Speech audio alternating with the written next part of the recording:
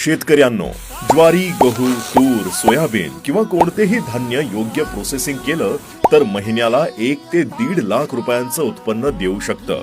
कसं? चला पाहूया. बहुतेक वेळा शेतकऱ्यांचं धान्य बाजारात कमी दरानं विकलं जातं, कारण त्यामध्ये मातीचे खडे, काडी, कचरा, तुटलेले दाणे आणि दर्जाचा फरक असतो. पण क्लिनिंग आणि ग्रेडिंग केलं तर त्याच धान्याची किंमत वाढली जाते. ही वस्तुस्थिती आहे. या धान्य प्रोसेसिंग युनिट मध्ये साधारणतः 3 टप्प्यात प्रक्रिया होते.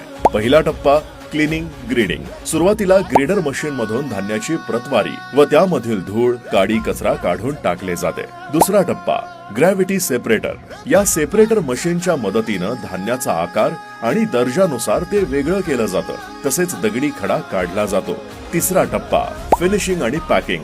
या मॅग्नेट डिस्टोनर मशीन मधून धान्यातील माती वेगळी करून तयार झालेलं स्वच्छ आणि दर्जेदार धान्य 10 किलो, 20 किलो, 50 किलो किंवा 100 किलोच्या पॅक मध्ये पॅक करता येतं.